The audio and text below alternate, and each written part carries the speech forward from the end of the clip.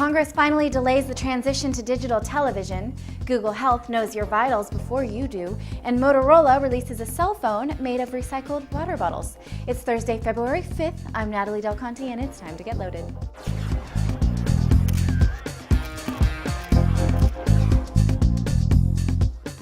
It was on, and then it was off, and then it was back on again. Now I can officially tell you that the U.S. Congress has delayed the transition of digital television from February 17th to June 12th.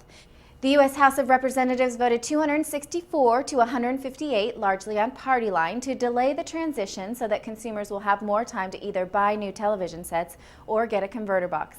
Republicans had blocked earlier attempts because they believed that it would confuse consumers and be an additional business burden on television stations. The bill now goes to the president's desk for his signature. Google and IBM announced a very interesting partnership today. It has to do with Google Health. The way Google Health works now is that you have to go and input your medical stats yourself or else take them directly from the records of a participating medical group. But what if you could get that information straight from the stethoscope to your Google Health record? It would save you and your doctor the trouble of manually recording data. How cool is that? IBM and Google demonstrated this by fitting Wi-Fi enabled radios into heart rate monitors, blood pressure cuffs, scales, and more. The devices then sent the vitals to a PC and fed them directly into Google's online health records. Now, I know a lot of people are iffy about Google's health records and the availability of such personal information laying behind just one password.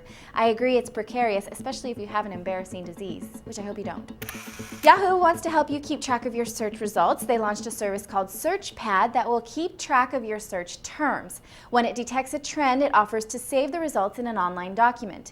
You can annotate the results, delete pages you don't want to save, and change the order. It's kind of useful. Not all of us can use it, though. It is in beta that will be rolled out to a select group of users in the upcoming months.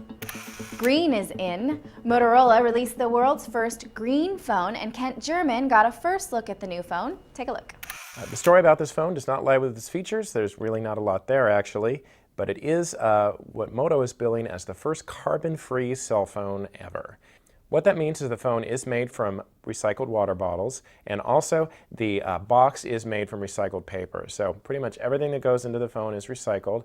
Moto is trying to bill it as a real green phone, as a earth-friendly phone. They are trying to push the talk time as well. That's promised up to 9 hours, so they're trying to say that it's pretty energy efficient. We haven't tested the talk time yet, but certainly 9 hours talk time is on the longer side.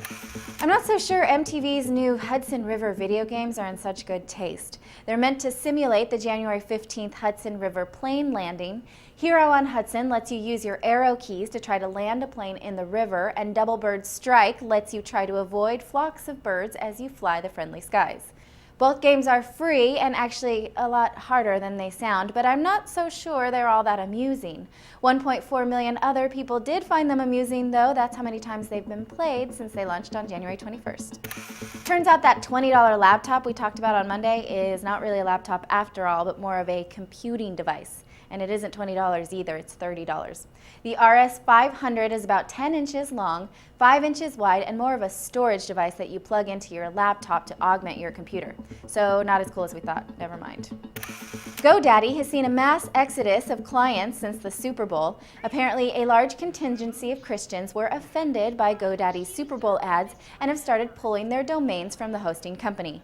The ads were racy, to be sure. They featured Danica Patrick and some other busty models. I'm not surprised that Christian groups may have found this offensive. I am surprised that they were surprised. This is not a new image for GoDaddy. They've always been raunchy. Those are all your headlines for today, but before I go, I want to wish a happy birthday to Jose and Dave. Thank you for watching. I'll see you all next Monday right here on Loaded, or today and tomorrow on Buzz Out Loud. I'm Natalie Del Conte with CNET TV, and you've just been loaded.